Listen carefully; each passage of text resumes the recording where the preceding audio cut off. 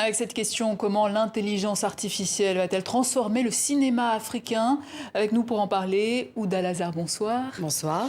Vous êtes présidente du AI Film Awards Afrique. Tout à fait. Et puis en direct d'Atlanta, nous sommes avec le cinéaste Nadir Youlin, spécialisé en réalité virtuelle. Alors, les États-Unis, c'est mieux qu'ailleurs en matière d'intelligence artificielle dans le cinéma? Bonjour. Je pense qu'il y a du potentiel en France et il y a un grand potentiel sur le continent africain et également sur la diaspora africaine française en France. Après, aux États-Unis, évidemment, sont très impliqués. Il y a la Chine aussi. Je crois qu'ils sont incomparablement impliqués par rapport à l'Europe pour des raisons réglementaires, pour des raisons de structure, des raisons d'investissement. Donc évidemment, si on est sur la Silicon Valley ou même ici à Atlanta, c'est une autre dimension, mais je crois fermement qu'il y a des potentiels et avec notre association et l'ensemble des intervenants qui existent, on travaille sur ces questions. Donc il ne faut pas avoir de complexe. Après, on est obligé de reconnaître qu'il y a une force incroyable ici, une dynamique incroyable ici. Aux États-Unis. Ouda Lazar, alors vous organisez le 2 décembre prochain à Marrakech les AI Film Awards, le premier festival sur l'intelligence artificielle qui va se dérouler en Afrique. Est-ce que ça a été facile de trouver des films africains qui utilisent l'intelligence artificielle? Alors il y en a, et je continue à lancer l'appel, puisqu'on a encore un petit peu de temps pour les sélectionner, pour pouvoir justement avoir un maximum de films africains. Même ici en France, s'ils veulent postuler pour pouvoir concourir, ils sont les bienvenus. C'est encore ouvert, voilà, donc n'hésitez pas, allez-y. Mais effectivement, il y en a beaucoup moins qu'en Asie, qu'au Brésil par exemple, qui sont aussi très à fond dedans, et les États-Unis bien évidemment. Nadir, pourquoi avez-vous décidé de vous lancer dans la réalisation de films en réalité virtuelle? Disons qu'à la base, je suis curieux en tant que réalisateur. Je suis toujours intéressé par des outils, par des connaissances, quelles qu'elles soient, pratiques ou non. Et la réalité virtuelle, c'était un outil dont on entendait beaucoup parler dans les films de science-fiction il y a encore 15 ans. Et puis, il y a 10 ans à peu près, il y a des premières choses qui se sont faites. Et puis, de fil en aiguille. Après, il se trouve que moi, j'ai fait des films pour le cinéma. Je continue d'en faire ou pour des séries pour la télé. Mais la question du formatage, la question d'une grammaire imposée, les recherches de financement qui sont finalement très viciées, même si je continue à faire en sorte de pouvoir y accéder.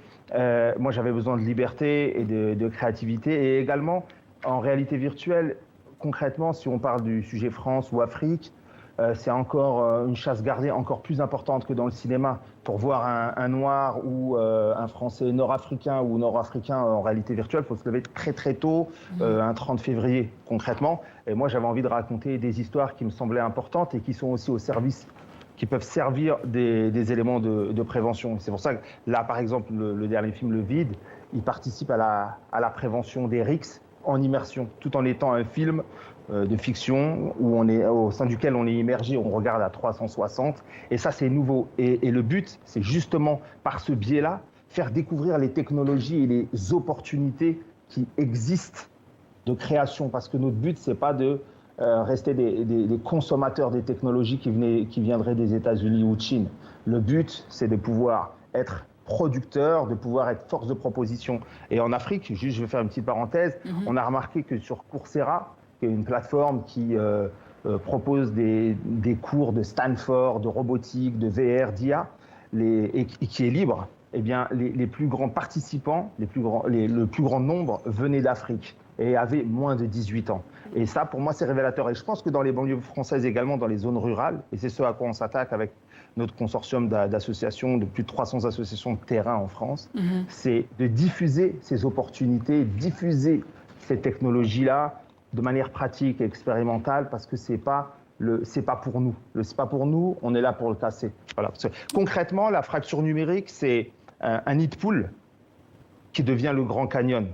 Et nous, notre objectif, c'est de fracturer cette fracture numérique en toute humilité, en convergence avec toutes les forces qui qui existent. Et vous, Ouda Lazar, à quel moment vous vous êtes dit je vais lancer ce premier festival de Alors, je ne suis pas toute seule. Oui. Nous sommes une équipe internationale, Oui. donc basée un petit peu partout dans le monde, aux États-Unis, en Angleterre, en Asie également, à Dubaï. Et moi, donc en France, Maroc, Afrique. Moi, je viens de l'innovation. En fait, ça fait 15 ans que je travaille dans l'innovation technologique, scientifique, mais aussi usage, business model, nouveaux produits. Et j'ai vu l'intelligence artificielle arriver et elle va à une allure incroyable. Et c'est vrai que quand on a discuté avec les différents partenaires sur ce sujet, on s'est dit, il faut y aller. Voilà. Donc, je n'ai pas hésité une seule seconde en sachant que voilà, à chaque fois que j'en parle, les gens ont des papillons dans les yeux en réalité, et ils ne savent pas trop de quoi il s'agit. C'est ça aussi. C'est-à-dire qu'il y a les initiés qui comprennent de quoi on parle, et puis il y a même des réalisateurs-producteurs qui sont un petit peu perdus. Donc l'objectif aussi, c'est de sensibiliser sur cette question d'intelligence artificielle dans la production audiovisuelle dans le sens large, parce que là, ça touche le cinéma, mais c'est aussi dans les médias, mais c'est également dans la publicité, le marketing. Et en réalité, ça va complètement bouleverser tout cet univers-là. Et il y a deux solutions. Soit on s'y intéresse et je dirais, on prend le train en marche, ou soit on reste à côté et on risque. Et en quoi ça va le bouleverser par exemple, aujourd'hui, il y a des films, par exemple, de courts-métrages qui sont faits quasiment 100% en IA. Donc ça veut dire que complètement tout le process est remis en question. Et je pense que Nadir peut le confirmer. Ce qui veut dire qu'un jour, il n'y aura plus d'acteurs, par exemple, ou des métiers non. comme... Alors pour ma part, je veux pas faire peur. On a dit réagir. Le but, c'est de ne pas faire peur, justement, mais c'est de dire que l'intelligence artificielle avec l'intelligence humaine, justement, ça a donné des choses incroyables. Et je pense qu'il y aura toujours des acteurs, mais c'est vrai que ça va tellement vite qu'il faut quand même essayer de comprendre ce qui se passe et à l'allure à laquelle ça va. Alors Nadir va pouvoir nous dire si l'imaginaire monte sans acteurs, mais... Est-ce que c'est ça la suite, l'avenir ?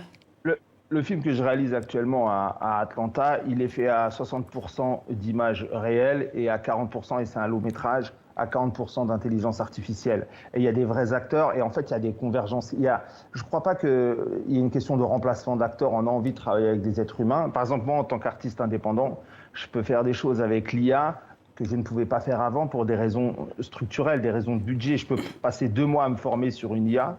Et en Afrique, par exemple, si on regarde le financement d'un film, on va voir que le financement d'un film, il faut faire 50 guichets et on va nous imposer des narratives. Il va y avoir des narratives qui sont imposées. Parfois c'est bien, mais parfois, les Africains du continent qui vivent en Afrique ont envie de raconter des histoires qui résonnent avec leur intimité. Et ils cherchent des financements aussi en Europe. Mais là, d'un coup, avec l'IA, ils pourront accéder à des technologies, se former et produire des choses. Mais il y aura toujours des talents. Il y a toujours des talents et il y a toujours de l'idée. Parce que quand on marie l'imaginaire humain avec des compétences technologiques, on peut aller très loin. Et je pense que la peur, il faut la mettre à côté de nous et avancer avec elle. Ça devient notre partenaire. Voilà. On peut naviguer dans une forme de chaos avec un imaginaire fertile, positif. Alors, je voudrais juste rajouter qu'en réalité, c'est aussi toute l'industrie du cinéma qui est en train on va dire que ça va avoir un impact en réalité.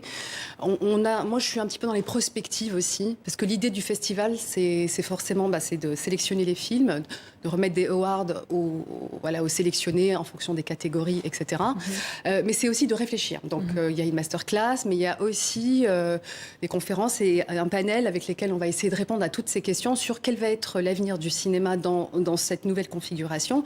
Le business model aussi. Combien va coûter un film et justement comment ça va évoluer. Alors il y a la peur effectivement de se dire les acteurs vont disparaître, enfin toute cette chaîne, toute cette industrie là va être complètement chamboulée, mais en réalité je crois qu'il faut se poser les bonnes questions et puis il faut pas être aveugle. Les choses sont là et il faut les voir. Voilà, et c'est un petit peu l'objectif du festival. Alors, un mot peut-être, Nadir, il nous reste vraiment quelques secondes sur votre film. Vous en parliez tout à l'heure, Le Vide, qui va être projeté le 19 novembre prochain au Palais Bourbon à Paris, une des plus grandes projections mondiales de fiction immersive en réalité virtuelle. Alors, de quoi s'agit-il ce film et pourquoi à l'Assemblée nationale française ? Il nous reste 30 secondes.